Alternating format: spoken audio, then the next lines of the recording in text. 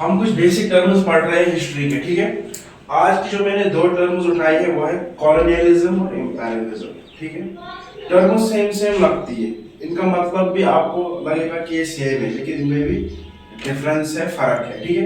अब फर्क क्या है, क्या होता है इंपेरियलिज्म, क्या होता है कॉलोनियलिज्म। तो सबसे पहले कॉलोनियलिज्म क्या होता है, when one country takes direct control over another country, ठीक है। देखो क्या होता है, जब एक मुल्क जो है दूसरे मुल्क पे डायरेक्ट कब्जा करके बैठे, डायरेक्ट कब्जा करके बैठे मतलब उधर पे क्या करेगा, often settling it's on people. तो वहां पे अपने जो लोग हैं, जो उस कंट्री के लोग हैं, किस कंट्री के लोग, जिसने कब्जा कर दिया, ठीक है, वो अपने लोगों को वहां पे बिठा देता है, ठीक है। उसके साथ साथ जो है वहां के लोकल जो रिसोर्सेस होंगे, मतलब जितने भी वसाइल होंगे वो इस्तेमाल करेंगे, उस कंट्री का पैसा, उसकी जमीन, जो भी चीजें होगी, ठीक है, वो इस्तेमाल करेंगे। इसको इस तरह से समझो कि आपका घर है, आपके घर में कोई घुस गया, आपका पैसा इस्तेमाल कर रहा है आपके घर में, आपका खाना पीना इस्तेमाल कर रहा है आपके घर में, और आपके घर की सारी चीजें इस्तेमाल कर रहा है, उसके साथ साथ आपके घर के अंदर रह भी रहा है।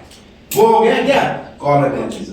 समझ रहे हैं। इसी तरह और एक टर्म है इंपेरियलिज्म। क्या होता है, when a powerful country extends its influence and control over other countries or territories, often through economic or military means without necessarily settling there। देखो ये वाली जो टर्म है, जब एक पावरफुल देश, पावरफुल किस लिहाज से, या तो वो मिलिट्री उसके पास बहुत ज्यादा होगी या उसके पास बहुत ज्यादा पैसा होगा, जैसे कि हमने देखा ऊपर कॉलोनियलिज्म के केस में। आप एग्जांपल ले लो इंडिया की, ठीक है। इंडिया कॉलोनी थी किसकी, ब्रिटेन की। ब्रिटिशर्स यहीं पे सेटल हुए थे, आपने पढ़ा होगा क्लास 8th में। अंग्रेज यहीं पे आए थे, उनके ऑफिसर्स यहाँ पे, उनकी फैमिली वाले भी मैक्सिमम यहीं पे थे, ठीक है। तो इंडिया क्या थी, कॉलोनी थी किसकी, ब्रिटेन की। अब इंपेरियलिज्म में क्या है, एक पावरफुल मुल्क होता है जो अपने पैसे की मदद से, उनके पास पैसा बहुत ज्यादा होता है, मिलिट्री बहुत ज्यादा, जैसे कि यूएसए है, चाइना है,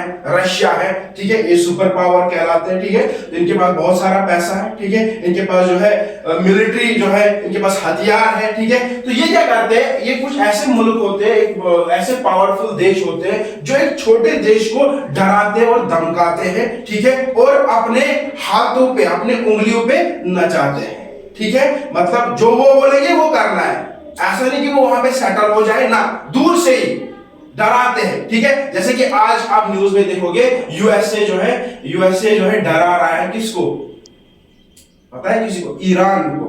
किसको डरा रहा है, ईरान को, कि आप न्यूक्लियर वेपन नहीं बना सकते हो। समझ रहे हो, ठीक है।